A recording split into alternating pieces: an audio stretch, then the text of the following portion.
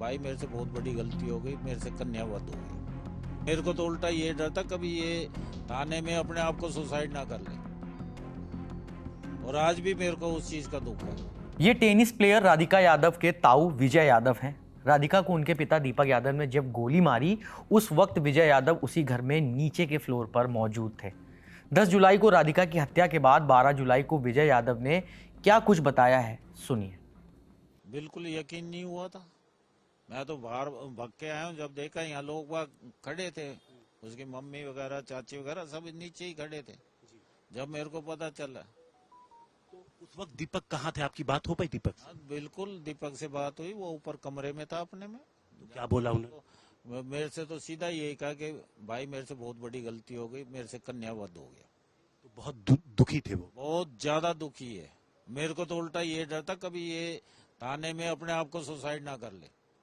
इसी बातचीत में विजय यादव से जब ये पूछा गया कि क्या गांव वालों के ताने से गुस्सा होकर राधिका को उसके पिता ने गोली मार दी, इस पर विजय यादव ने कहा कि वो ही जाने, लेकिन हमारे सामने कभी किसी ने ताना नहीं मारा कि तुम्हारी लड़की ऐसी है या वैसी है, क्योंकि हमें पता है कि हमारे बच्चे क्या हैं।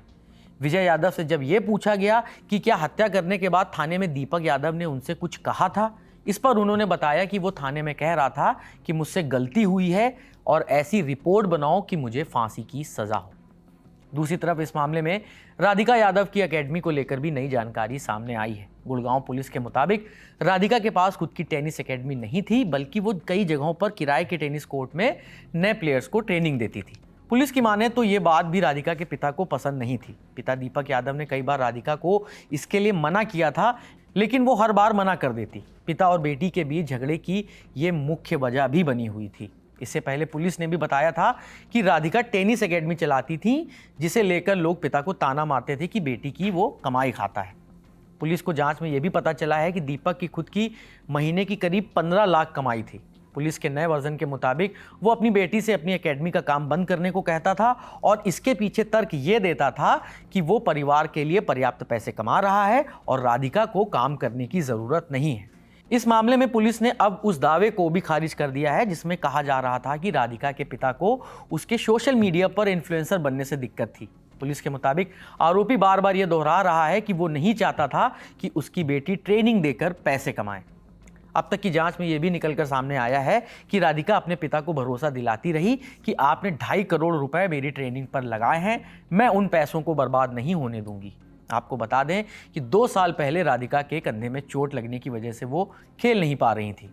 आपकी जानकारी के लिए बता दें कि 10 जुलाई की सुबह 10:30 बजे गुड़गांव के सेक्टर 57 में दीपक यादव ने घर में अपनी ही बेटी की गोली मारकर हत्या कर दी थी। पोस्टमार्टम रिपोर्ट में सामने आया है कि गोली सामने से मारी गई है, जबकि पिता ने पुलिस को बयान दिया था कि गोली पीछे से चलाई थी।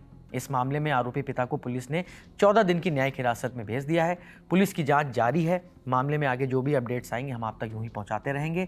इस खबर की स्क्रिप्टिंग की हमारी साथी जागृति ने, कैमरा संभाल रहे हैं साथी आदित्य। मैं हूं नीरज और आप देखते रहिए दी लल्लन टॉप।